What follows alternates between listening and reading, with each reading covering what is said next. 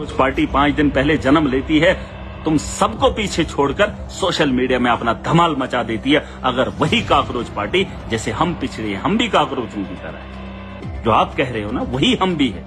क्योंकि हम पिछड़े हों या कुछ भी हों, गांव के हों, अलग अलग जगहों देहातों के हों, तुम उन्हें वही समझते हो, लेकिन बात वो नहीं है। अरे इंसान को बनाने वाला ऊपर वाला है, ये किसी फैक्ट्री में बनाए हुए पैदाइश नहीं है किसी की। और अगर उसने अकल दी है, अगर किसी इंसान ने अकल का इस्तेमाल किया, तो बड़े बड़े लोगों को, आपने बड़े बड़े लोगों की राजनीति को तो देख लिया किस तरीके से लाके खड़ा कर देते हैं। काकरोच पार्टी ने सोशल मीडिया पे धमाल मचाया और आने वाले वक्त में यहाँ का नौजवान अपने हुकूक के लिए खड़ा होगा। आप तो सोशल मीडिया अकाउंट को हैक करोगे, लेकिन इंसानों की आवाज को, मजलूमों की आवाज को आप दबा नहीं सकते हो। और इसलिए मैं कह रहा हूं कि नौजवानों को एक प्लेटफॉर्म पे आना चाहिए। अब बोलेंगे ये पिछड़े हुए लोग हैं, वो दूसरे वाले लोग हैं, वक्त के इतिहास को पढ़ लो कि कौन लोग कहां से, अंग्रेज कहां से आए। अरे कुछ हजार लोग आए जिन्होंने हिंदुस्तान में 200 बरस कब्जा किया। अरे मैं तो इस मुल्क की पैदाइश हूं, इस सरजमीन से मेरा नाता है। अरे इंसान कहीं का भी हो, हमदर्दी उसको होनी चाहिए, इंसानियत का दर्द होना चाहिए और उसे पता होना चाहिए पॉलिसी। और मैंने कहा, मैं एक एमएलए, मैं डीडीसी भी रहा, पता कर लीजिए कि महराज काम कैसे करता है, पता कर लीजिए एमएलए हूं और आज के दौर में काम कैसे कर रहा हूं।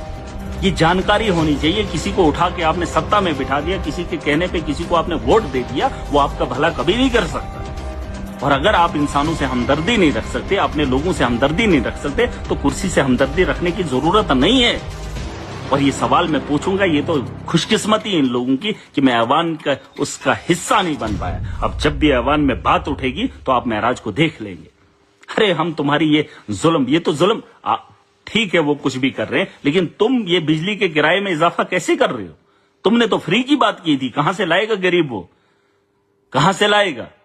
अरे तुमने रोजगार दिया जो वो किराया भरेगा। अरे महीने में एक मजदूर को 15 दिन लगते हैं या 20 दिन लगते हैं, उसमें से उसको 15 दिन जो है गवर्नमेंट खजाने को भरने के देने हैं। अरे बच्चों के बारे में क्या सोचेगा? वो बच्चों की तालीम गवर्नमेंट स्कूल के तबेले में ले रहा है।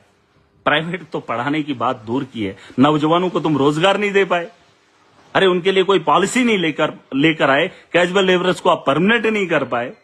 अब बोल रहे हैं आहिस्ता आहिस्ता करेंगे, आहिस्ता आहिस्ता करेंगे। क्या करेंगे वो लोग जो इस वक्त बच्चों को पढ़ा रहे हैं? PhD, MPhil, net, set, jet, पता नहीं क्या क्या करके बैठे हैं पीएचडी करके बच्चे, वो पागलों की तरह। अब नीट के एग्जाम दे रहे हो, वहां पे भी लीक हो रहा है। लाखों का खर्चा करने के बाद भी एग्जाम के अंदर धांधली है, लेकिन किसी को पूछताछ नहीं है। और जम्मू कश्मीर के हालात क्या हैं? उमर अब्दुल्ला साहब खामोश बैठे।